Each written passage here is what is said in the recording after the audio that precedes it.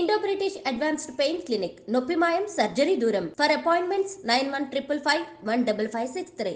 ఈరోజు మనతో రజనీ సాయి చంద్ గారు మాట్లాడబోతున్నారు. ఆవిడ ప్రస్తుతం నాతో పాటు ఉన్నారు. హలో రజనీ గారు. హలో అండి. ఎలా ఉన్నారండి? పర్లేదండి. రజనీ గారు, ఎప్పుడు మీరు గుర్తొచ్చినా నాకు మీ ప్రేమ కథ గుర్తొస్తుంది, మీరు పడ్డ ఆవేదన గుర్తొస్తుంది. అయితే ఇప్పుడు మీరు డాన్సర్గా కొత్త ప్రయాణాన్ని మొదలుపెట్టారు. ముందుగా దాని గురించి తెలుసుకుందాం. అంటే ఇది కొత్త ప్రయాణం ఏం కాదు. నేను నేర్చుకున్నదే, నాకు తెలిసిందే, నేను ఇంతకుముందు చేసిందే.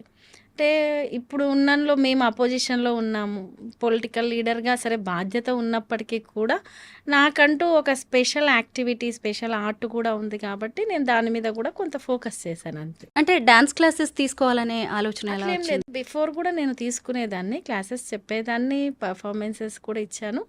బట్ ఇప్పుడు అధికారం పార్టీగా ఉండి ఒక కార్పొరేషన్కి చైర్మన్గా ఉన్నప్పుడు ఉండే వెసులుబాటుకి ప్రతిపక్షంలో ఉన్నప్పుడు కొంత వెసులుబాటు దొరుకుతుంది కాబట్టి డ్యాన్స్ కాదు, నేను డ్యాన్స్ థియరీ క్లాసెస్ అనేది చెప్తున్నాను.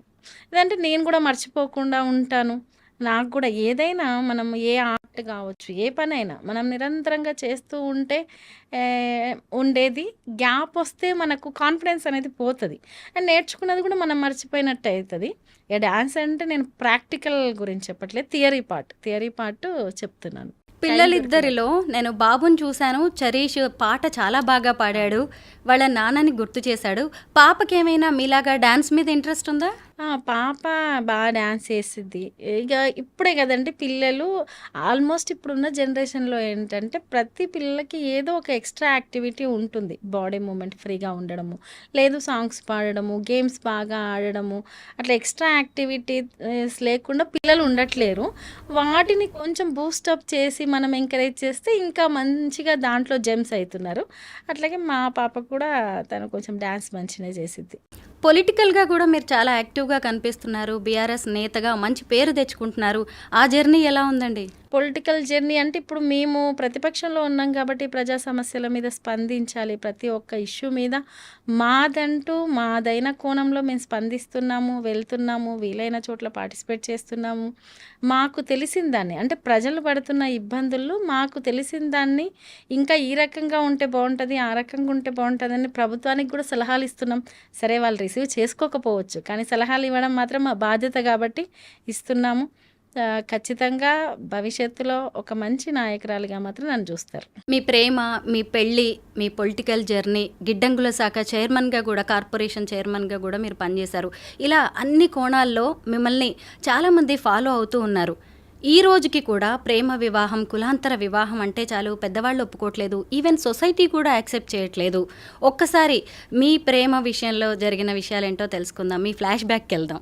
అంటే సగటుగా అంటే కామన్గా ఏం ఆలోచిస్తారంటే పేరెంట్స్కి ఎప్పుడు కూడా ఎంత ఎదిగినా పిల్లల్లానే అంటే వాళ్ళు పిల్లల్లానే ఉంటారు, పిల్లల్లానే కనిపిస్తారు.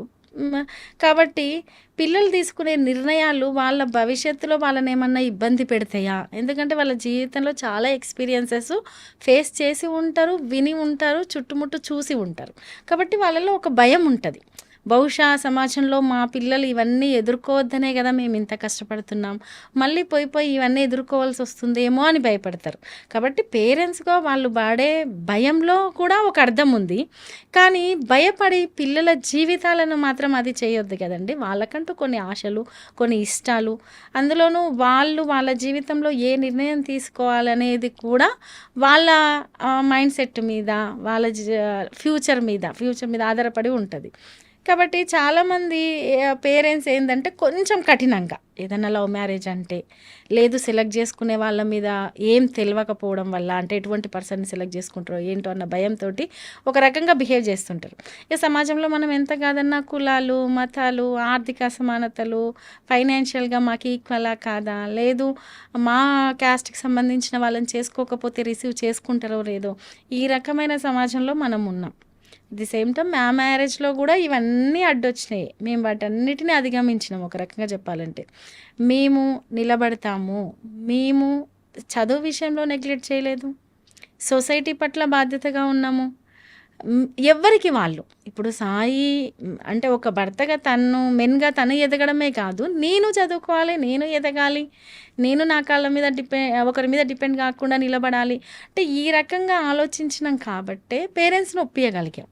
అంటే ఇప్పుడు లవ్ చేసుకునే వాళ్ళకి ఏదో ఇమ్మీడియేట్‌గా ఒక ఫేస్‌బుక్‌లోనో, ఒక ఇన్‌స్టాలోనో, సోషల్ అకౌంట్‌లోనో ఇంకెక్కడనో కలవడము, లవ్ ఎట్ ఫస్ట్ సైట్ లాగా ఇమ్మీడియేట్‌గా యాక్సెప్ట్ చేసుకోవడము, వాళ్ళ గురించి పూర్తిగా ఏం తెలవకుండా తర్వాత ఎంబడే విడిపోవడము, ఇవన్నీ జరుగుతున్నాయి. ఇప్పుడు సొసైటీలో ఇటువంటివి చాలా చూస్తున్నాం. కాబట్టి ఒక ఇద్దరు కలిసి జీవించడం అనేది, ఆ జర్నీ అనేది చిన్న విషయం కాదు. అనేక డిఫరెన్సెస్ ఉంటాయి. వాటిని ఒకరినొకరు అర్థం చేసుకోవడం, ఈ వ్యక్తి ఇలా ఉంటాడు అని మనకు అర్థం కావాలి అంటే తన గురించి కొంత జర్నీ చేస్తే తెలుస్తుంది. తెలిసిన తర్వాత కూడా ఇప్పుడు ఏం ఫీల్ అవుతారంటే నేను ఎందుకు కాంప్రమైజ్ కావాలి, లేకపోతే తనెందుకు కాంప్రమైజ్ కావాలి, లేకపోతే నువ్వులానే ఉండు. ఈ సొసైటీలో ఏ ఒక్కరూ నువ్వులా బతకలేరండి. మనం మన పిల్లల కోసం బతుకుతాం, మన పేరెంట్స్ వాళ్ళ పిల్లల కోసం బతుకుతారు, హస్బెండ్ కోసం కొన్నిసార్లు, బ్రదర్ కోసం కొన్నిసార్లు, సిస్టర్ కోసం కొన్నిసార్లు, నైబర్ కోసం కొన్నిసార్లు, ఇలా సమన్వయంతో బతుకుతాం మనం సొసైటీలో. అది లోపించడం వల్లనే ఈరోజు ఏ రిలేషన్షిప్ అయినా దెబ్బతింటూ ఉన్నాయి. కాబట్టి లవ్ మ్యారేజెస్ ఏం తప్పు కాదు, కానీ పేరెంట్స్కి అర్థమయ్యేటట్టు చెప్పి వాళ్ళని ఒప్పించి చేసుకోవాలనేది మేము చేసింది అయితే అది. పేరెంట్స్ కూడా కొంచెం వీళ్ళ అన్ని లవ్ మ్యారేజెస్ ఒకటేలాగుంటాయి, అందరూ వ్యక్తులు ఒకటేలాగుంటారు అనే భయం పక్కన పెట్టి అసలు వాళ్ళు ఎందుకు, ఏ రకంగా వాళ్ళకు ఒకవేళ తెలియకపోతే చెప్పండి, జీవితం అంటే ఇలా ఉంటుంది, ఇలా నడుచుకోవాలి, ఇలా ఉండాలి, ఇలా ఉంటే రిలేషన్షిప్స్ చాలా లాంగ్ జర్నీతో కూడుకున్న రిలేషన్షిప్స్గా ఉంటుంది అనేది చెప్పాల్సిన బాధ్యత పేరెంట్స్ది. పేరెంట్స్కి అర్థమయ్యేటట్టు చేయాల్సిన బాధ్యత వీళ్ళది. మేము అలాగే చేసాము, అలాగే ఉన్నాము. సాయి చంద్ గారితో మీ లవ్ స్టోరీ ఎలా స్టార్ట్ అయింది? మా లవ్ స్టోరీ అంటే చెప్పాను కదండి, ఇంతకుముందు కూడా చాలాసార్లు చెప్పాను. స్టూడెంట్ ఉద్యమాల్లో పనిచేసేవాడు సాయి, అలా పరిచయము. సాయి మంచి సింగరు, రైటరు. నేను అప్పటికి క్లాసికల్ డ్యాన్స్ నేర్చుకుంటున్నాను, కొంచెం సెమీ క్లాసికల్ డ్యాన్స్ చేసేదాన్ని. ఒక కాలేజెస్ అకేషన్లో కలిసామన్నమాట. అన్ని కాలేజెస్ కలిసి ఒక కాంపిటీషన్ పెట్టారు, అందులో సాయి పార్టిసిపేట్ చేశాడు, నేను చేశాను. అలా పరిచయం. స్టూడెంట్ ఆర్గనైజేషన్లో పరిచయం. వాళ్ళు కాలేజ్ బంద్ పెట్టడానికి వస్తారు, డిఫరెంట్ ప్రాబ్లమ్స్ మీద ఫైట్ చేస్తూ ఉంటారు. అట్లా ఏంటి అందరిలా కాకుండా వీళ్ళు డిఫరెంట్గా ఆలోచించడం ఏంది, ఈ ఏజ్లో అందరి స్టూడెంట్స్లా కాకుండా ఏదో ఇష్యూని పట్టుకొని ఫైట్ చేయడం ఏంది, అవును ఒక మైనర్ బాలిక మీద అత్యాచారం జరిగితే వీళ్ళు ఫైట్ చేయడం ఏంది, వీళ్ళు మాలాగే స్టూడెంట్, అలా మన దృష్టి అనేది అక్కడికి వెళ్తుంది కదా. అలా వెళ్ళడము. ఇక సాయి మెంటాలిటీ కొంచెం సైలెంట్గా, బాధ్యతగా తన పని ఏదో తను చేసుకుంటూ వెళ్ళడము. వేరే వాళ్ళతో కొన్ని ఒక ఏజ్లో ఉండే కొన్ని ఆకతాయి వేషాలు అంటారు కదా, అటువంటివి కూడా ఉండకపోవడము, ఇవన్నీ నన్ను కొంచెం మంచిగా ఇంప్రెస్ చేశాయి. అంటే ప్రేమించినంత మాత్రాన వెంటనే పెళ్లి చేసుకోవాల్సిన అవసరం కూడా లేదు. మనం ఏదో ఒక జాబ్లోనో లేదంటే ఏదన్నా అర్నింగ్ టైంలో పెళ్లి చేసుకుంటే మంచిది కదా. అసలు కొత్తగా ప్రేమించుకునే వాళ్ళకి మీరిచ్చే ఒక మెసేజ్ ఏంటి? అంటే జనరేషన్కి ఒక్కొక్కలాగా అయిపోయిందండి. ప్రేమైనా, రిలేషన్ అయినా, ఏదైనా ఒక జనరేషన్లో ఒకలాగుండే, మా జనరేషన్కి వచ్చేసరికి, ఇప్పుడు జనరేషన్లోకి వచ్చేసరికి ఒకలాగుంది. ఇప్పుడు జనరేషన్లో ప్రతి ఒక్కరు టెంపరరీగా, అది ఫైనాన్షియల్గా కూడా ఈ రోజుకే, ఇప్పటికే లేదు, ఇమీడియట్గా సెటిల్ అయిపోవాలి. లవ్ అయినా ఇమీడియట్గానే, కలిసి బతికినా ఇమీడియట్గానే, ఏదైనా గొడవ వస్తే ఇమీడియట్గానే తేల్చేసుకోవాలి. ఇలా ఉంది మా జనరేషను. బిఫోర్ జనరేషన్ అయినా అలా లేదు. ఏదైనా ఉంటే ఒకరినొకరు అర్థం చేసుకోవడము, తర్వాత స్టేబుల్గా ఉండడము, తర్వాత మనీ ఎర్న్ చేయడంలో కూడా ఒకరికొకరు కోఆపరేట్ చేయడము. సరే, ఒకప్పటి జనరేషన్లో ఉమెన్ ఎర్న్ చేయడం అనేది చాలా తక్కువ. ఇప్పుడు ఆల్మోస్ట్ చాలామంది ఉమెన్ బయటకు వస్తున్నారు, ఏదో ఒక ఫీల్డ్లో వర్క్ చేస్తున్నారు. అక్కడ కూడా కొంత ఏంటంటే సమాజంలో జెండర్ మధ్యలో వచ్చిన ఈక్వాలిటీని కూడా కొన్నిసార్లు జీర్ణించుకోలేక కూడా గొడవలు అయ్యే సందర్భాన్ని చూస్తున్నాం. కాబట్టి చదువుకోవడము, ఫైనాన్షియల్గా ఒకరి మీద డిపెండ్ కాకపోవడం అనేది మనిషిగా ఉండే హక్కు. అది ఉమెన్కు ఉంటుంది, మెన్కు ఉంటుంది, వీళ్ళకే ఉంటుంది, ఈ జెండర్కే ఉంటుంది అనేం లేదు. కాబట్టి ఖచ్చితంగా ప్రతి ఒక్కరం వాళ్ళ కాళ్ళ మీద వాళ్ళు నిలబడ్డ తర్వాతనే లైఫ్ జర్నీ స్టార్ట్ చేయాలి. మీరు కూడా అంటే ఎవరికైనా సరే పెళ్లి చేసుకున్నప్పుడు ఒక రకంగా ఉంటుంది, ప్రేమించేటప్పుడు జీవితం ఒక రకంగా ఉంటుంది. మీరు ఎప్పుడైనా ఏదైనా ఫేస్ చేశారా పెళ్లి చేసుకున్న తర్వాత? అంటే సొసైటీ నుంచి కావచ్చు, లేదంటే మీ ఇద్దరి మధ్య ఏదైనా అండర్స్టాండింగ్లో లోపాలు రావడం కానీ అలాంటివి ఏదైనా ఇష్యూస్? అంటే సహజం అండి. ఎవరమైనా ఇప్పుడు ఏం జరగలేదండి. మేమంతా చాలా సాఫీగా ఉన్నాము. చిన్న డిస్టర్బెన్స్ కూడా లేదు. చిన్న గొడవ కూడా లేదు. చిన్న అలక కూడా లేదు. అంటే అది రిలేషన్‌షిప్పే కాదు. అవి సహజంగా జరుగుతుంటాయి. దాన్ని సర్దుబాటు చేసుకుంటూ పోవడమే గదండీ లైఫు. ఒకటి. రెండవది ఇప్పుడు మా ఇద్దరి మధ్య డిస్టర్బెన్సెస్ అంటే చిన్న చిన్నయి. ఏదన్నా ఉంటే మనకు నచ్చినది ఏదన్నా ఉంటే అవతల వాళ్ళకి నచ్చకపోతే అదెందుకు ఇట్లా, ఇదెందుకు ఇట్లా అట్లా చిన్న చిన్నగా ఉన్నప్పుడు ఇప్పుడు మనకి ఇష్టమైన వాళ్ళు చేసేది కూడా మనకు నచ్చాలనేం లేదు. కొన్నిసార్లు అది వాళ్ళకి ఇష్టమై ఉండొచ్చు, మనకి ఇష్టం కాకపోయి ఉండొచ్చు. బట్ అది వాళ్ళ ఇష్టం కదా అని చెప్పి మనం అగ్రి అవుతాం. ఏ, అట్లా వచ్చిన చిన్న చిన్న డిస్టర్బెన్సెస్ తప్ప పెద్దగా మేము భారీ ఎత్తున గొడవ పడే డిస్టర్బెన్సెస్ అయితే ఏం రాలేదు. కాకపోతే మనము యాజ్ ఏ హ్యూమన్ సైకాలజీ ప్రకారం ఏంటంటే ఈ రోజు ఉన్నట్టే ప్రతి డే ఉంటుంది అనేది ఉండదండి. ఎప్పుడైనా అది కెరీర్లో అయినా సరే, లవ్లో అయినా సరే, ఈవెన్ మనం కిడ్స్నైనా చిన్నప్పుడు ఎట్లా చూస్తాం, కొంచెం పెద్దగా అయినాక ఎట్లా వదిలేస్తాం. అలాగే లవ్లో కావచ్చు, మ్యారేజ్ అయిన కొత్తలో కావచ్చు, అప్పుడు ఇచ్చిన టైమే ఎప్పుడు ఇవ్వాలి, అప్పుడు లవ్ని ఎక్స్ప్రెస్ చేసినట్టే ఎప్పుడు ఎక్స్ప్రెస్ చేయాలి అంటే అట్లా ఉండదు కదా. లైఫ్ అన్నప్పుడు అది బాధ్యతతో కూడుకున్నది. చాలా బాధ్యతలు ఉంటాయి ఎవరికైనా, ఉమెన్కైనా ఉంటాయి, మెన్కైనా ఉంటాయి. ఇక్కడ ఈమె పనులలో ఈమెకి తీరిక ఉండకపోవచ్చు, మెన్కి కూడా ఇప్పుడున్న కాంపిటీషన్ సొసైటీలో తీరిక ఉండకపోవచ్చు. మన పట్ల ప్రేమ ఎంత ఎక్స్ప్రెస్ చేస్తుర్రు ఏంది అని కాదు, ఉందా లేదా అనేది మనకు తెలిస్తే చాలు కదా. సో ఆ ఎక్స్ప్రెషన్లో లోపాల వల్లనే ఇప్పుడు జనరేషన్కి గొడవలు అవుతున్నాయేమో. మాకైతే చాలా తక్కువే పెద్ద డిస్టర్బెన్సెస్ ఏమి ఉండకపోయేది. Love and intercaste marriage చేసుకునేవాళ్ళు అటువైపు మన పేరెంట్స్ గురించి ఆలోచించాలి, పుట్టబోయే పిల్లల గురించి, నెక్స్ట్ జనరేషన్ గురించి కూడా ఆలోచించాలి. మీరు ఎప్పుడైనా మీ పిల్లల విషయంలో సొసైటీ నుంచి ఏదైనా వివక్షను ఎదుర్కోవడం కానీ, మన చుట్టాల దగ్గర నుంచి, మన బంధువుల్లో, లేదు అంటే ఆ పిల్లలకి కాస్ట్ దగ్గరకు వచ్చేసరికి ఎవరికైనా అది చాలా ఇంపార్టెంట్ అండి. ఆ విషయంలో మీరు ఎలాంటి నిర్ణయాలు తీసుకున్నారు? ఒకటి, మ్యారేజ్కి ముందు సొసైటీలో క్యాస్టిజం అనేది ఇంత ఉందా అనేది నాకు తెలియదండి. ఉన్నది చెప్తున్నాను.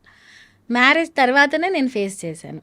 అయితే దాన్ని మా వే ఆఫ్ లైఫ్ స్టైల్ కావచ్చు, థింకింగ్ కావచ్చు, మేము ఒక రూట్ అంటే మేము నిలబడే అది ఉంటుంది కదా, దానితో అధిగమించినాం ఎంతో కొంత. సొసైటీలో సహజంగా ఇంటర్ కాస్ట్ మ్యారేజ్ చేసుకునే ప్రతి ఒక్కరిని ముందలనకపోయినా వెనకాల ఏదో ఒక మాట ఇప్పటికీ అంటూనే అంటారు. అనరని మాత్రం నేను అనుకోను, రేపు కూడా, ఫ్యూచర్లో కూడా, నెక్స్ట్ జనరేషన్లో కూడా. అయితే ఆ టైంలో మనకి ఒక్కొక్క ఏజ్ గ్రూప్లో మనకు ఒక్కొక్క దాని మీదనే నాలెడ్జ్ ఉంటుంది. అది దాటిన తర్వాత ఇప్పుడు ఫ్యామిలీ లైఫ్, పిల్లల మీద మనం మ్యారేజ్ చేసుకుందాం అన్నప్పుడు పిల్లల వరకు ఆలోచించేంత నాలెడ్జ్ ఏడు ఉంటుందండి. మన ఇద్దరి గురించే ఆలోచిస్తాం. అప్పుడు ఇది పిల్లల మీద పడుతుందా, లేదు పిల్లల భవిష్యత్తుకి ఏమన్నా ప్రాబ్లం అవుతుందా, మన పిల్లల్ని ఎట్లా చూస్తారు, లేదు మనల్ని ఎట్లా చూస్తారు అనే ఆలోచనలు ఉండవు. ఎందుకంటే అప్పుడు వ్యక్తులుగా మన మనస్తత్వం ఏంది, మనం ఒకరికొకరికి నచ్చినమా, మన లైఫ్ జర్నీ బాగుంటుందా అనేది ఆలోచించుకుంటాం. కానీ జర్నీ చేసే క్రమంలో ఖచ్చితంగా డిఫరెంట్ మైండ్ సెట్తో కూడిన పీపుల్తో కలిసి ప్రయాణం చేయాల్సి ఉంటుంది లైఫ్లో. దాంట్లో ఖచ్చితంగా ఒకరు డిఫరెంట్గా చూస్తారు. అది పిల్లల మీద కూడా కొంత ప్రభావం ఉంటుంది, మన కెరీర్ మీద ప్రభావం ఉంటుంది. బట్ అలా చూసే వాళ్ళనే మీరు డిఫరెంట్గా చూడండి. మేమైతే అలాగే చూసాం. అలా చూసే వాళ్ళే సొసైటీలో ఒక మెంటల్లీ డిజార్డర్ని ఎలా చూస్తారో వాళ్ళని అలా చూసాం మేమైతే. అంటే మేము చాలా మెచ్యూర్డ్ సొసైటీని కోరుకున్నాం, ఈక్వాలిటీ సొసైటీని కోరుకున్నాం. రేపు నెక్స్ట్ జనరేషన్ కూడా ఈక్వల్గా ఉంటే, అందరూ ఎదిగితే, అందరూ ఈక్వల్గా ఉంటే, gender equality, caste equality, financial equality, ఇటువంటి ఈక్వాలిటీ సొసైటీని కోరుకున్నప్పుడు వాళ్ళు మెంటల్లీ డిజార్డర్స్ లెక్కనే. మేము అలా ఫిక్స్ అయినాం కాబట్టి మేము కొంత మానసికంగా ప్రశాంతంగా ఉండగలిగినాం. కొందరు సైకలాజికల్గా చాలా వీక్ అవుతారు, ఒక కామెంట్ని భరించలేరు, ఏదన్నా వెనకాల అంటుంటే పిల్లల్ని ఏమన్నా తట్టుకోలేరు, కెరీర్లో కూడా చాలా ఎదుర్కొంటుంటారు. కాబట్టి సొసైటీలో ఎదుర్కోరు, చాలా అద్భుతంగా ఉంది సొసైటీ, ఏం కాదు మీరు ఇలాగే చేసుకొని ముందరికెళ్ళండి. మీరు మార్పును కోరుకుంటున్నారు, మీరు బెటర్ సొసైటీని కోరుకుంటున్నారు, బెటర్ థింకింగ్లో ఉన్నారు. బట్ సొసైటీ మొత్తం అట్లేం లేదు, డిఫరెంట్ మైండ్ సెట్తో కూడిన వ్యక్తులు ఉన్నారు. మిమ్మల్ని ఖచ్చితంగా టార్గెట్ కూడా చేస్తారు, దానికి మీరు సిద్ధం కావాలి అంతే. రజనీ గారు, 100 ఏళ్ళు మీతో ఉంటారు అనుకున్నారు సాయి చంద్ గారు, కానీ ఆయన సడన్గా మీకు దూరం అయిపోయారు. 1.5 ఏళ్ళు అవుతున్నట్టుంది కదా ఆయన. అయితే సాయి చంద్ గారు ఆ రోజు ఎప్పుడైనా ఇంకేదైనా హెల్త్ ఇష్యూస్ ఉన్నాయా? ఆ రోజు ఏం జరిగిందండి? లేదండి, హెల్త్ ఇష్యూస్ ఏం లేదు. బట్ కరోనా అయితే కొంచెం చాలా సీరియస్గానే వచ్చింది. స్టెరాయిడ్స్ హెవీగా ఇచ్చారు, లంగ్స్ ఇన్ఫెక్షన్ వచ్చింది. హాస్పిటల్లో ఒక 15 డేస్, ఆల్మోస్ట్ 20 డేస్ వరకు హాస్పిటల్లో ఉన్నారు. డిశ్చార్జ్ అయినాక కూడా మేము రెగ్యులర్గా డాక్టర్ ఏదైతే ప్రిఫర్ చేస్తున్నారో ఆ టైప్ ఆఫ్ మెడిసిన్ తీసుకున్నాం. కొన్ని డేస్ వరకు స్టెరాయిడ్స్ హెవీగా ఇచ్చినందుకు బ్లడ్ థిన్నర్స్ వాడాలి, ఇవన్నీ చెప్తారు కదా. బట్ సాయి వర్క్ ఎట్లా అంటే కొంచెం ఒకటే ప్లేస్లో ఫుడ్ ఉంటుంది, ఒకటే టైప్ ఆఫ్ ఫుడ్ ఉంటుంది అనేది కాదు. నిద్ర కొంచెం తక్కువే, కొంచెం స్ట్రెస్తో కూడిన ఫీల్డే, ఎప్పుడు బ్రీత్తో పని ఉండేది. కాబట్టి ఏంటో నాకు అర్థం కాలేదు, కానీ అది కరోనా ఎఫెక్టా ఇంకోటా ఒకరు మీ కప్పులకి దిష్టి తగిలింది అంటారు, ఒకరు అది అంటారు. అంటే ఎవరి యాంగిల్లో వాళ్ళు అంటారు. ఎవరు ఏదైనప్పటికీ కూడా నష్టం అయితే జరిగింది. ఆ రోజు ఒక ఆల్ ఆఫ్ సెకండ్స్లో అంటారు కదా, అలా జరిగిపోయిందండి అంతే. మేము ఏమైంది అనుకునే లోపే సాయి పడిపోయాడు, హాస్పిటల్కి తీసుకెళ్ళడం. తర్వాత విషయం నాకు చెప్పకుండా కొద్దిసేపటి వరకు చెప్పడం. నేను మాత్రం ఏదైనా ఫుడ్ అటు ఇటు కళ్ళు తిరిగి పడిపోయిందా అట్లా, అంటే అట్లెట్లా కళ్ళ ముందర ఇలా పడిపోవడము అనే ఒక షాక్లో ఉన్నాను. ఆ రోజు మీరు ఏడ్చిన ఏడుపుని నేను ఎప్పటికీ మర్చిపోలేను. నేను వీడియోస్లో అలాగే చూశాను. ఒక రకంగా మీరు కుప్ప కూలిపోయారు, అసలు ఇంకా జీవితమే లేదు అన్న స్థితిలో మళ్ళీ మీరు ఎలా నిలబడగలిగారు? నిజంగా చెప్పాలంటే నేను చాలా నవ్వుకుంటూ ఉండే మెంటాలిటీ నాది. చాలా అంటే బిఫోర్ నన్ను చూడలేదు కాబట్టి నన్ను కొంచెం సీరియస్గానే చూశారు చాలామంది, కాబట్టి ఇలా ఎక్స్పెక్ట్ చేస్తారు. అంటే ఇప్పుడు ఉన్నదాన్నే సీరియస్గా ఉంటుంది అనుకుంటారు. నేను చాలా నవ్వుకుంటుండే మనస్తత్వము. లైఫ్లో బాధ అంటే ఇట్లుంటుంది, ఏడుపు అంటే ఇట్లుంటుందా, లైఫ్ అంటే ఇట్లుంటుందా అని చూపించింది నాకు కాలం. నేను ఒకటే ఫిక్స్ అయ్యాను, నేను చాలా అంటే సాయితో పాటు సాయి స్ట్రగుల్ని చూశాను. మనం అన్నీ ఒక 18 ఇయర్స్ ఏజ్ నుంచి చాలా చూసాం లైఫ్లో.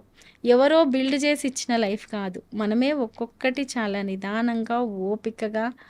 ఎన్నో అభద్రతలు ఉంటాయి సొసైటీలో. ఒక మెన్ కూడా బయటికి అడుగుపెట్టి ఒకరి సపోర్ట్ లేకుండా కొట్లాడాలంటే చాలా భయాలు ఉంటాయి. ఎన్నోసార్లు బాధపడిన రోజులు ఉంటాయి, తినకుండా ఇబ్బంది పడ్డ రోజులు ఉంటాయి, భయపడ్డ రోజులు ఉంటాయి. ఏం వాళ్ళకు కూడా లైఫ్ కొత్తే కదా. సో వాటన్నిటినీ అధిగమించి ఒక స్టేజ్కి వచ్చి ఇంకా ఎంతో లైఫ్ చూడాల్సి ఉంది. ఒక్కసారిగా పేక ముక్కల్లాగా కుప్పకూలిపోయింది కదా. ఒక 15 రోజుల వరకు అయితే నాకు ఏం అర్థం కాలేదండి, అసలు ఏమీ అర్థం కాలేదు. ఎవరు మాట్లాడినా నాకు వినపడట్లేదు, ఏం జరిగిందో కూడా అర్థం కావట్లేదు. బట్ ఒక 15 రోజుల తర్వాత నేను ఒకటే ఫిక్స్ అయినా, ఇంకా నేను చెయ్యాల్సింది ఏదో ఉంది కాబట్టి నేను బతికున్నా, నేను అది చెయ్యాలి. సాయి స్టార్ట్ చేసిన జర్నీ మిడిల్లో ఆగిపోయింది, ఆ జర్నీని నేను కంటిన్యూ చేయాలి అంటే ఫస్ట్ నేను నేర్చుకోవాలి, సొసైటీలో ధైర్యంగా నిలబడాలి, ఎవరేం మాట్లాడినా దాన్ని రిసీవ్ చేసుకునేయడం, అవసరమైతే తిరిగి అది ఇచ్చే తత్వం కూడా నేర్చుకోవాలి. అన్నిటికంటే ముఖ్యంగా ఏంటంటే నా కాళ్ళ మీద నేను నిలబడాలి. ఇవన్నీ చేస్తేనే నేను సాయి అనుకున్నది చేయగలుగుతా అనేది ఇంకా నేను మెంటల్లీ ఫిక్స్ అయిపోయినా. ఆ ఒక్క మొండితనమే నన్ను నడిపించింది. కొన్నిసార్లు ఒక పెద్ద యుద్ధంలో కూడా మొండి ధైర్యంతో పోతుంటారు చూడండి, వాళ్ళు విజయం సాధిస్తారు ఒక్కరున్నా. అంటే ఒక మూర్ఖుడికి మొండితనము డేంజరే, ఒక మేధావికి మొండితనం చాలా గొప్పదే. అట్లా ఒక మంచివాడికి అంటే ఒక్కొక్క లక్షణానికి మొండితనం యాడ్ అయితే ఒక్కొక్క రకమైన ఫలితం వస్తుంది అంటారు. అట్లా మొండి ధైర్యం అనేది నన్ను ముందరికి తీసుకెళ్ళింది. సాయి చంద్ గారు చనిపోయే నాటికి గిడ్డంగుల కార్పొరేషన్ చైర్మన్గా ఉన్నారు కదా, ఆ తర్వాత ఆ పోస్ట్ మీకు వచ్చింది. మళ్ళీ ఆ తర్వాత రాజకీయ పరిణామాలు మారిపోయాయి. మీరు దాన్ని వదిలేయాల్సి వచ్చింది. అంటే అప్పటిదాకా ఏదో ఒక ఆసరా దొరికిందిలే అనిపించింది. తీరా చూస్తే ఇటు రాష్ట్రంలో మీ బీఆర్ఎస్ పార్టీ కూడా లేకుండా పోయింది. మళ్ళీ ఆయన వెళ్ళిపోవడం మీకు ఎంత పెద్ద షాకో, ఇవన్నీ కూడా మిమ్మల్ని చాలా ఇబ్బందులకు గురి చేసే విషయాలే. వీటిని ఎలా తట్టుకున్నారు? ఒకటి సాయి ఇన్సిడెంట్ తర్వాత చాలామంది నా దగ్గరకు వచ్చి రేపు సోర్స్ ఏంది అన్నట్టు మాట్లాడుతూ ఉన్నారు. చాలామంది చుట్టాలు కావచ్చు, ఇంకొకరు. నాకేమనిపించిందంటే ఆ సందర్భంలో అసలు బతికే లేదంటే వీళ్ళు సోర్స్ గురించి ఆలోచిస్తున్నారేంది? అంటే నేనున్న సిచ్యువేషన్ వేరు, నేనున్న మైండ్ సెట్ వేరు. దాంట్లో నేను నెక్స్ట్ ఏందని ఆలోచించే పరిస్థితిలో లేను. కానీ వాళ్ళు అది కాదు కదా, వాళ్ళు లైఫ్లో కొన్ని చూసుంటారు, విన్నుంటారు. వాళ్ళు నెక్స్ట్ ఏందని ఆలోచిస్తున్నారు నా చుట్టూ ఉన్న వాళ్ళు. కానీ నేను అటువంటి పరిస్థితులు లేను. అయితే నాకు ఇక్కడ ధైర్యంగా ఎంతో కొంత రూట్ వేసింది మాత్రం సాయి చేసిన శ్రమ, బీఆర్ఎస్ పార్టీ. నిజంగా చెప్పాలంటే కేసీఆర్ గారు నాకు ఇచ్చిన ధైర్యము ఈ రోజుకి కూడా నన్ను నడిపిస్తుంది. లేదు, రాజకీయంగా నేను స్టెప్ తీసుకునేటట్టు చేసింది, ప్రతి విషయాన్ని మాట్లాడేటట్టు చేస్తుంది అంటే మాత్రం బీఆర్ఎస్ పార్టీ, కేసీఆర్ గారు, హరీష్ రావు గారు, కేటీఆర్ గారు. అయితే ప్రతి ఒక్కరి లైఫ్లో, చాలామంది ఉమెన్ లైఫ్లో ఈ రకమైన సోర్సు ధైర్యం ఉండకపోవచ్చు. కానీ నాకు ఇప్పుడు కొన ప్రాణం ఉంటే ఎక్కడో ఒక చిన్న తాడు దొరికితే మనము ఎక్కగలుగుతాం అంటారు కదా, అలా నాకు ఒక రూట్ వేసింది అనుకోండి సాయి. లేదు, వాళ్ళు అలా రిసీవ్ చేసుకున్నారు అనుకోండి, అదైతే దొరికింది. అట్లనే నేను చైర్మన్గా బాధ్యత తీసుకోవడం అంటే, నేను డే 1 నుంచి సాయి చైర్మన్గా చేసింది చూశాను, పొలిటికల్ జర్నీ చూశాను. డే 1 నుంచి జీరో నుంచి చూశాను పొలిటికల్ జర్నీ సాయి. ఎందుకంటే మూమెంట్ తర్వాతనే కదా రాజకీయంగా మలుపు తిప్పుకోవడం. అనేక విషయాలు ఇంట్లో డిస్కస్ చేయడము, చాలామంది రావడము, కలవడము. ఒక డాక్టర్ ఇంట్లో ఉంటే కొన్ని మెడిసిన్స్ గురించి వైఫ్కి తెలుస్తుంది ఆటోమేటిక్గా.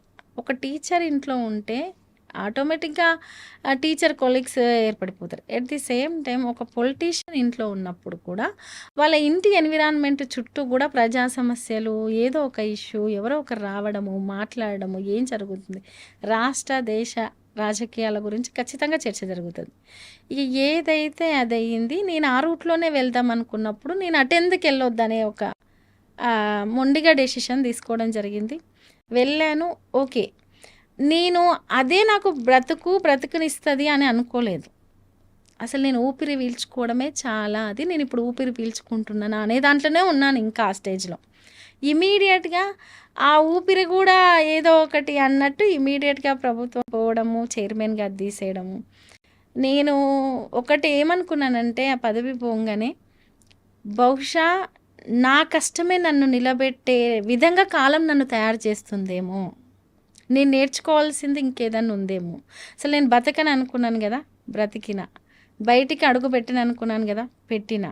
రాజకీయం అనే టఫ్ రంగాన్ని నేను లేనేమో అనుకున్నా కదా, చేసుకున్నా. యాజ్ ఎ చైర్మన్గా అదేందో కొంత కాలమే కావచ్చు, కానీ తెలుసుకున్నా. నెక్స్ట్ నన్ను నేను రెడీ చేసుకోవడానికి కాలం నాకేదో టెస్ట్ పెడుతుంది. ఇంకా బలంగా కావాలంటే ఏమంటారు కదా, ఒక శిల్పం చాలా అద్భుతంగా తయారు కావాలంటే ఎక్కువ దెబ్బలు తినాలి అంటారు. ఉలి దెబ్బలు ఎక్కువ తినాలంటారు. బహుశా ఈ దెబ్బలన్నీ రేపు భవిష్యత్తుకు నన్ను నేను తయారు చేసుకోవడానికి కాలం తయారు చేస్తుందేమో. సాయిని మించిన దెబ్బ ఇంకొకటి ఉండదు. ఇది చాలా చిన్న దెబ్బలే. ఆ దెబ్బ నుంచే నేను మొండిగా తయారైనప్పుడు ఈ దెబ్బలు ఎంత అనుకున్నాను, అలాగే మొండిగా నిలబడ్డాను. నన్ను నేను నిలదొక్కుంటున్నాను, నిలబడుతున్నాను. అవసరమైతే నలుగురిని నిలబెడతాను కూడా. వేర్ హౌస్ కార్పొరేషన్ చైర్మన్గా మీరు అటువైపు అధికారాన్ని కోల్పోయారు. ఇంకొక వైపు చూసినప్పుడు సాయి చంద్ వంటి ఒక పెద్ద అండని కోల్పోయారు. అంటే అప్పటిదాకా మీ చుట్టూ జనం ఉండొచ్చు, మీ చుట్టూ మీరు ఒక సెలబ్రిటీలా కూడా ఉండొచ్చు వాళ్ళందరి మధ్యలో. కానీ ఇవన్నిటినీ కోల్పోయిన తర్వాత మీ పరిస్థితి ఏంటి? మీ చుట్టూ ఇలాగే జనం ఉన్నారా? ఒంటరిగా మిగిలిపోయారా? ఎలా ఆ పరిస్థితులను మీరు ఎదుర్కొన్నారు? నేను ఒకటి ఏంటంటే, నిజంగానే సాయి ఉన్నప్పటికీ, అంటే ఎవరికైనా ఒక ఉమెన్కి హస్బెండ్ ఉన్నప్పటి ఎన్విరాన్మెంటు, హస్బెండ్ ఉన్నప్పుడు ఉన్న సిచ్యువేషన్స్ చుట్టూ ఉండవు, మారిపోతాయి. నేను ఒకటే ఫిక్స్ అయ్యాను. మనం సాధారణంగా ఆలోచిస్తే ఒక కుటుంబాల్లో 70 ఏళ్ల వయసున్న మహిళకు భర్త కోల్పోయినా ఆ ఇంటి ఎన్విరాన్మెంట్ మొత్తం ఒక రకంగా అయిపోతుంది. ఆమె పోయి కొడుకుల ఇళ్ళనో ఇంకెక్కడనో ఉండి ఏదైనా చిన్న చిన్న మాటకు అప్పటి వరకు లైఫ్ను ఒక స్థాయిలో లీడ్ చేసి ఉంటుంది కదా, పిల్లలు మన్మళ్ళు అన్ని రకాలుగా లీడ్ చేసి ఉంటుంది. లీడ్ చేసిన తను భర్త పోవంగానే ఎవరేమన్నా పడే పరిస్థితికి, సైలెంట్ అయ్యే పరిస్థితికి అట్లా వచ్చేసి ఉంటుంది. అది ఏజ్ గ్రూప్తో సంబంధం లేకుండా వచ్చేస్తుంది. నేను ఒకటే ఫిక్స్ అయినా, సాయి ఉంటే ఏ రకమైన ఎన్విరాన్మెంట్ ఉంటుందో, ప్రొఫెషనల్గా కావచ్చు, ఇంట్లో కావచ్చు, మా పిల్లల మైండ్ సెట్ మీద కావచ్చు, అది ఉంచాలి అని ఫిక్స్ అయినా. అది ఉండడం కోసం నేను ఏ రకంగా మూవ్ కావాలి, ఏ రకమైన వర్క్ చేయాలి, ఎట్లా కష్టపడాలి. కాబట్టి ఆ రోజు నుంచి ఈ రోజు వరకు సరే సాయి లేడు, ఒక వేదిక మీదకి వెళ్తే సాయి లేడు అనిపిస్తుంది, లేదు ఇంట్లో నలుగురం కూర్చొని తినేటప్పుడు ఇంకా రాలేదు అనేటట్లు తప్పితే ఇంటి చుట్టూ ఎన్విరాన్మెంట్ మొత్తం సాయికి తెలిసిన పరిచయం ఉన్న సర్కిల్ లేదు, పిల్లల దగ్గర ప్రతిదీ సాయి ఉన్నట్టే నేను ఉంచడానికి ట్రై చేస్తున్నాను. దానివల్ల ఏంటంటే నాకు కొంచెం కాన్ఫిడెంట్, నేను ఏదో ఒకటి చేస్తున్నాను, ఈయన ఉన్నట్టే చేస్తున్నాను, ఈయన చేసిన దాంట్లో కనీసం ఒక 30% అన్న చేయగలుగుతున్నాను అని. దానివల్ల ఆ లోటును భర్తీ చేయలేము, అది వేరే విషయం. కానీ నాకు రూట్ అనేది ఆ రూపంలోనే వెళ్తుంది. అంటే సాయి ఏదైతే వేసి పెట్టిండో ఆ రూట్లో మనిషి కనబడట్లేదు, కానీ నేను నడుస్తున్నా. సాయి చంద్ గారి ఆశయం ఏంటి, ఆయన లక్ష్య సాధనను మీరెలా సాధించబోతున్నారు? ఈరోజు కొత్తగా నేను చెప్పినా చెప్పకపోయినా సొసైటీకి అందరికీ తెలుసు, సాయి ఉంటే ఇప్పటి వరకే అసెంబ్లీలో అడుగు పెట్టేవాళ్ళు లేదు, ఏదో ఒక ప్రజాప్రతినిధిగా మాత్రం ఖచ్చితంగా ఉండేవాడు. ఒక యంగ్, రేపు భవిష్యత్తుకు ఒక యంగ్ లీడర్గా మాత్రం ఒక మంచి, ముఖ్యంగా ఉమ్మడి పాలమూరు జిల్లాల్లో ఒక మంచి డైనమిక్ లీడర్గా మాత్రం ఉండేవాడు. నేను డే 1 రోజు బయటకు వచ్చినప్పటి నుంచి చెప్తున్నాను, ఒక కళాకారుడిగా సాయం చూశారు, ఒక చైర్మన్గా సాయం చూశారు. భవిష్యత్తులో ఇంకొక 10 ఏళ్ళు ఒక యంగ్ లీడర్గా ఉంటే సాయి ఎలా ఉండేవాడో కొంతమందికి మాత్రమే తెలుసు. అది నేను చేసి చూపిస్తాను, ఆ దిశగానే నేను వెళ్తున్నా అని చెప్పాను. ఖచ్చితంగా ఒక యంగ్ డైనమిక్ లీడర్గా సాయి ఎలా పనిచేసేవాడు అంటే చాలామంది అనుకోవచ్చు, ఎవరైనా చేస్తారు, పనిదేముందండి, అవకాశం వస్తే ఎవరైనా చేస్తారు. అవకాశాలు మనం ఎత్తుకుంటూ రావండి, అవకాశాలు మనం క్రియేట్ చేసుకోవాలి. అలాగే అనేక అవకాశాలను సాయి క్రియేట్ చేసుకుంటూ మెట్టు ఎక్కుకుంటూ వెళ్ళిండు. నాటే ఈజీ, తీసుకుపోయి ఎవరో అక్కడ కూర్చోబెట్టలేదు. అంత చిన్న ఏజ్లో కూడా అంత ఈజీగా కొన్ని ప్రాబ్లమ్స్ రావు, ఏదైనా అది వచ్చిందంటే కూడా చిన్న విషయం కాదు. కాబట్టి నేను ఆయన మెట్టు పేర్చుకుంటూ వెళ్ళిన దాన్ని రేపు నెక్స్ట్ జనరేషన్కి ఇంత అద్భుతంగా చేసి ఇక్కడ కుప్ప కూలి పడిపోయింది అనే మాటను ఉంచదలుచుకోలే. అది తర్వాత నేను నిర్మించదలుచుకున్నా, ఖచ్చితంగా నిర్మిస్తా. పెద్ద ఎత్తున రాజకీయ రంగంలో, ఉమ్మడి పాలమూరు జిల్లాలో, నియోజకవర్గాల్లో ప్రజా సమస్యల మీద నా వంతు నేను ఎక్కడ సాధ్యమైతే అక్కడ, ఆ రోజు నుంచి ఈ రోజు వరకు ఇటు ఇంట్లో పిల్లల్ని చూసుకుంటూ, ఇక్కడ నేను క్లాసికల్ థియరీ క్లాసెస్ చెప్పుకుంటూ, ఒక బీఆర్ఎస్ పార్టీలో ఒక నాయకురాలుగా అనుకోండి, పోనీ ఎక్స్ చైర్మన్గా ఉంటూ నేను చేసే కార్యక్రమాలన్నీ నేను ప్రజాక్షేత్రంలో చేస్తూనే ఉన్నాను. మీరు వెల్ ఎడ్యుకేటెడ్, పీజీ చేశారు, క్లాసికల్ డాన్సర్.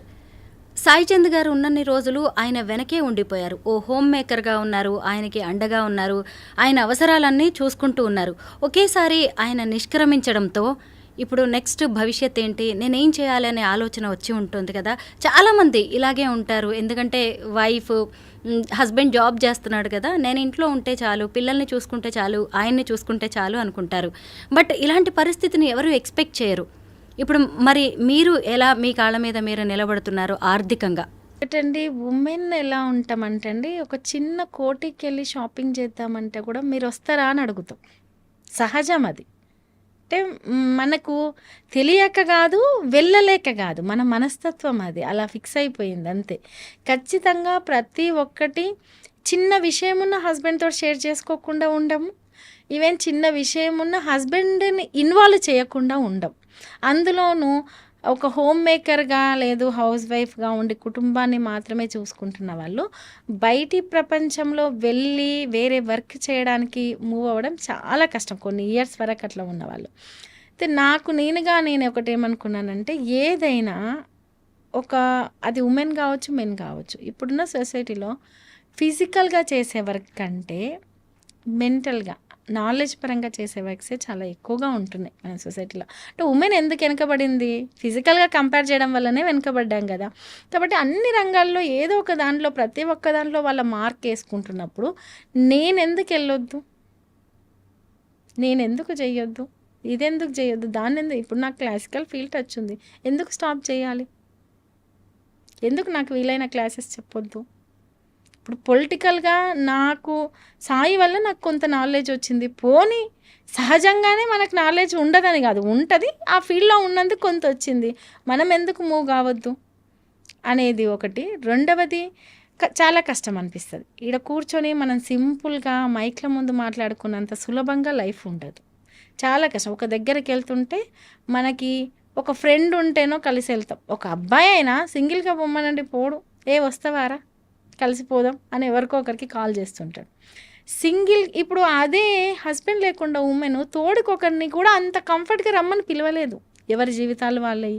నా అవసరం కోసం రమ్మంటున్నామనేమో అనుకుంటారేమో అని. అట్లా అనేక రకాల ఇబ్బంది పడుతుంటది.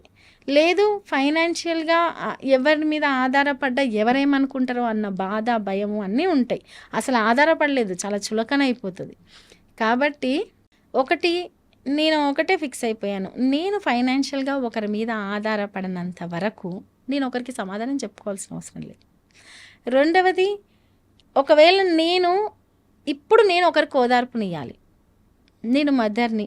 నేను ఒక స్టేజ్‌లో ఉన్నా. నేను యాజ్ ఎ మదర్ లాగా ఆలోచించాలి. అంటే నా ముందు నేను అందరినీ చిన్నపిల్లల్లానే చూడాలి.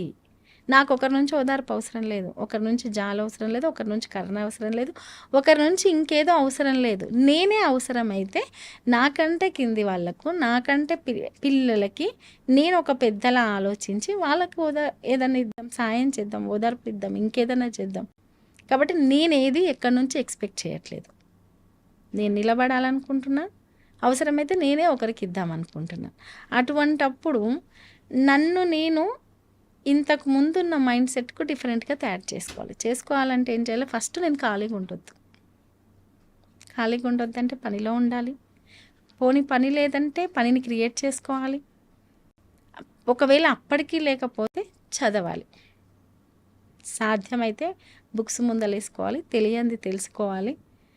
అలా నన్ను నేను కొత్తగా తీర్చిదిద్దుకునే పనిలో పడ్డాను. అదే చేస్తున్నాను. రజనీ గారు, ఓ మహిళని సమాజం భర్త ఉన్నప్పుడు చూసే విధానం ఒక రకంగా ఉంటుంది, ఆయన లేనప్పుడు చూసే విధానం ఒక రకంగా ఉంటుంది. మనం ఎవరితోనైనా మాట్లాడినా, ఏ అవసరానికో లిఫ్ట్ అడిగినా కానీ, లేదంటే మన ఇంటికి ఓ వ్యక్తి వచ్చి వెళ్ళినా కానీ సొసైటీ చూసే చూపుల్లో చాలా తేడా ఉంటుంది. ఇలాంటి వాటిని మీరు ఎప్పుడైనా ఇబ్బందులు ఫేస్ చేశారా? ఎలా వీటన్నిటిని ఎదుర్కొంటున్నారు? ఈ రోజు వరకైతే నేను ఫేస్ చేయలేదండి. ఎందుకంటే నేను ఇంతకుముందు కూడా చెప్పాను, మనం ఆర్థికంగా ఒకరి మీద ఆధారపడే అసహనంలోకి నెట్టివేయబడితే ఖచ్చితంగా మనం ప్రతి ఒక్కరికి చులకనవుతాం.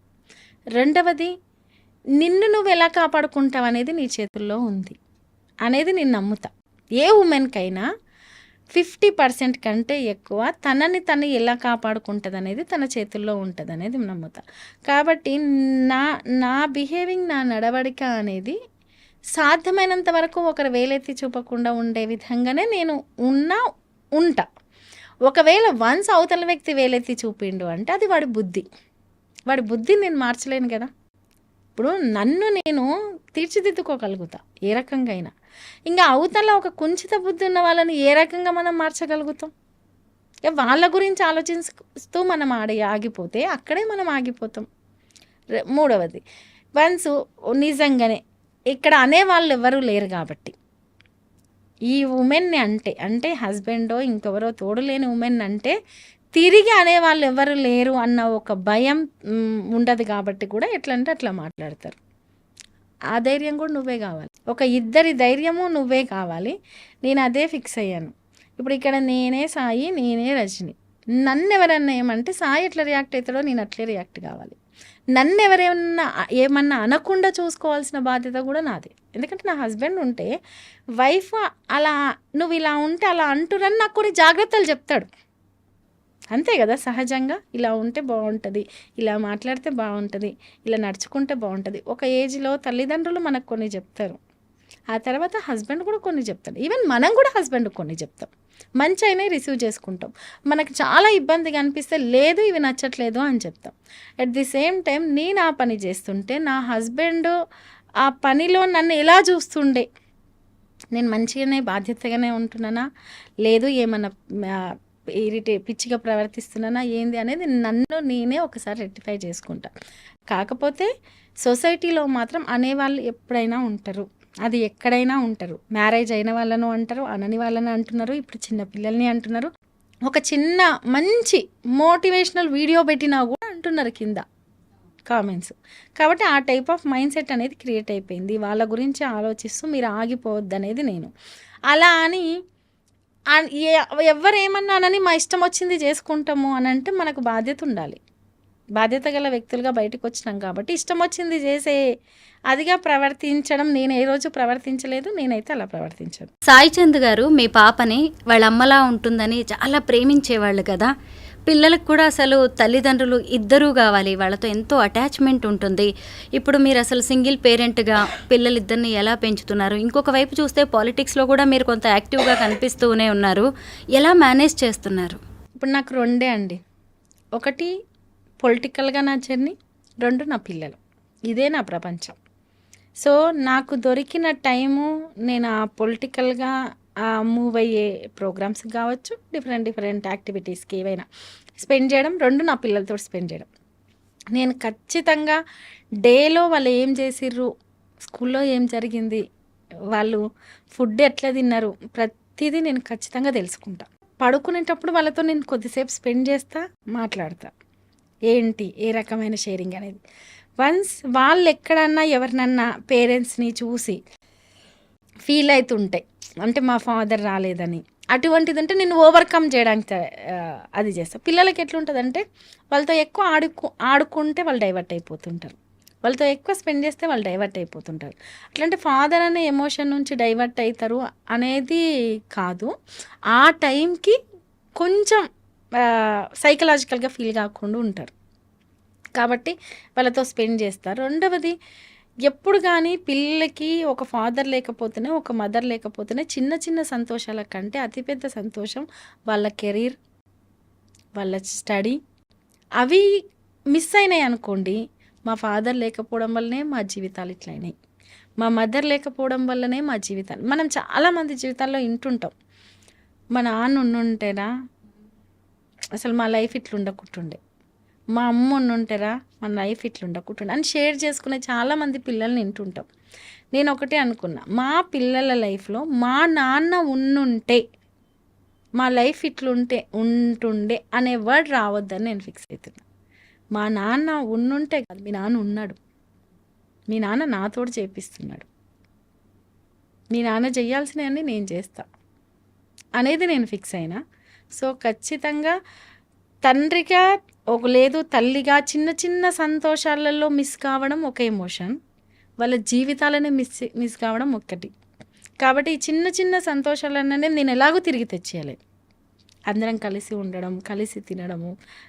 ఇక ఫాదర్ అంటే ఎట్లుంటారో ఇంకా కొత్తగా చెప్పాల్సిన అవసరం లేదు, అది నేను ఎట్లాగో తెచ్చేయలేను. కాబట్టి వాళ్ళ లైఫ్ ఏదో, వాళ్ళ స్టడీ, వాళ్ళ కెరీరు, వాళ్ళు అనుకున్నది, వాళ్ళ ఫాదర్ ఉంటే వాళ్ళు ఏ స్థాయిలో అచీవ్ అయ్యేవాళ్ళు, అది మాత్రం నేను తెచ్చేయగలను, ఖచ్చితంగా నేను తెచ్చిస్తాను. మీరు సాయి చందు గారిని కోల్పోయిన రోజు కావచ్చు, ఆ తర్వాత మీరు గిడ్డంగుల కార్పొరేషన్ చైర్మన్గా మీరు ఆ చైర్లో కూర్చుంటున్నప్పుడు కావచ్చు, మేమున్నామంటూ కవిత గారు మీకు ఎంతో భరోసా ఇచ్చారు.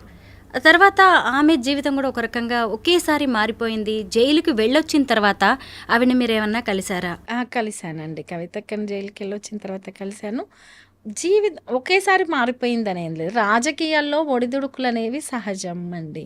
అందులోనూ చాలా పవర్ఫుల్గా ఉండే పొలిటీషియన్స్కి ఇంకా నిజంగా చెప్పాలంటే ఇంకా చాలా స్ట్రగుల్స్ ఎదురవుతాయి. అలాగే కవితక్క గారి లైఫ్లో కూడా ఒక స్ట్రగుల్ ఎదురైంది, దాన్ని తను ఓవర్కమ్ చేసింది, మళ్ళీ వచ్చారు, రేపు పబ్లిక్లో ఖచ్చితంగా ఉంటారు, ప్రతి విషయం మీద కొట్లాడతారు. కాకపోతే ఒక ఉమెన్గా ఆ స్టేజ్ అనేది చాలా స్ట్రగుల్. ఈ మధ్య మీరు కేసీఆర్ గారిని కూడా కలిసినట్టున్నారు కదా పిల్లలతో కలిసి, ఏమన్నారు ఆయన? ఎందుకు ప్రత్యేక కారణం ఏమైనా ఉందా?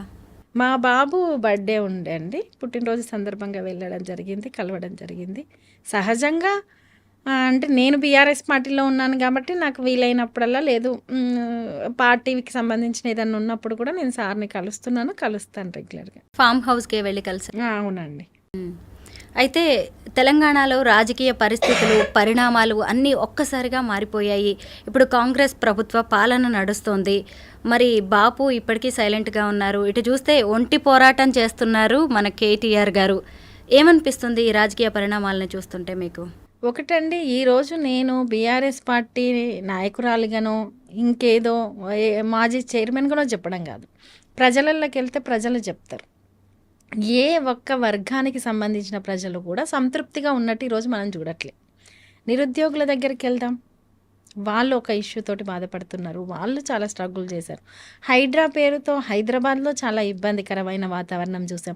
గురుకుల పిల్లలు చాలామంది హాస్పిటల్ పాలయ్యి ఆహారం ఫుడ్ సరిగ్గా లేక ఇబ్బంది పడ్డ పరిస్థితులను చూసాము. పోనీ ఇప్పుడు ఫార్మాసిటీ కోసం మన కొడంగల్లో సొంత నియోజకవర్గంలో రేవంత్ రెడ్డి గారి సొంత నియోజకవర్గంలో రైతులు తిరగబడుతున్న పరిస్థితులు చూసాం. రైతు బంధు రాకుండా పెట్టుబడి సాయం అందకుండా ఇబ్బంది పడ్డ పరిస్థితిని చూసాం. ఈరోజు కొనుగోలు కేంద్రాలను ఓపెన్ చేసి ఫోటోలు దిగి అధికారికంగా అసలు ఎన్ని కొన్నారు ఏంది, అసలు వరి ధాన్యం ఎందుకు ఇంకా కుప్పలుగా కొనకుండా ఉన్న పరిస్థితులను చూస్తున్నాం మనం. పత్తికి గిట్టుబాటు ధర లేని పరిస్థితిని చూస్తున్నాం. అంటే ఏ వర్గానికి సంబంధించిన ప్రజలు సంతృప్తిగా ఉన్నారు? వాళ్ళు చెప్పిన ఏ హామీలు నెరవేరినాయి? ఎంతసేపు మహారాష్ట్రకెళ్ళో ఇంకో దగ్గరికెళ్ళో మేము అది చేసినాం ఇది చేసినాం అని చెప్పేసి అబద్ధాలు చెప్పడం తప్పితే ఇక్కడ తెలంగాణ ప్రజలకు వచ్చి చెప్పమనండి ధైర్యంగా మేము ఇది చేసాం, మేము ఈ 11 నెలల కాలంలో ఈ ఒక్క పథకాన్ని, లేకపోతే ఒక ఉచిత బస్సును పక్కకు పెట్టేసేయండి, ఏ ఒక్క పథకమైనా లేదు, ఏ ఒక్క అభివృద్ధి అయినా, ఏ ఒక్క సంక్షేమమైనా ఏది చేశారు అనేది వాళ్ళ ప్రజాప్రతినిధులను పబ్లిక్లోకి వచ్చి చెప్పమండి వితౌట్ సెక్యూరిటీ. కాబట్టి రాష్ట్రంలో ఈరోజు ఏ వర్గాలు సంతృప్తిగా ఉన్న పరిస్థితిని మనం చూడట్లేదు. కేసీఆర్ గారు పెద్దరికంగా పనిచేశారు, రేవంత్ రెడ్డి గారు పెత్తనంతో పనిచేస్తున్నారు. పెద్దరికంగా పనిచేసే వాళ్ళు, ఇంట్లో పెద్దరికంతో పనిచేసే వాళ్ళు ఎలా ఉంటారు, ఇంటి పెద్ద ఎలా ఉంటారు, అందరికీ అన్నీ అందినాయా లేదా, అందరూ సంతోషంగా ఉన్నారా లేదా, అలాగే కేసీఆర్ గారు అన్ని సంక్షేమ పథకాలు అందినాయా లేదా, అన్ని ప్రాంతాల్లో అభివృద్ధి చెందుతుందా లేదా, అంత సాగునీరు అందిందా లేదా, ఇలా కేసీఆర్ గారు పనిచేశారు. అదే రేవంత్ రెడ్డి గారు నేను పెత్తనం చెలాయించి పని చేపిస్తా అంటున్నారు. ప్రజలకు కావాల్సింది పెత్తనం చెలాయించే లీడర్ కాదు, పెద్దరికం చేసే లీడర్. కాబట్టి ఖచ్చితంగా వ్యత్యాసం ఉంది, అది ప్రజలు చూస్తున్నారు.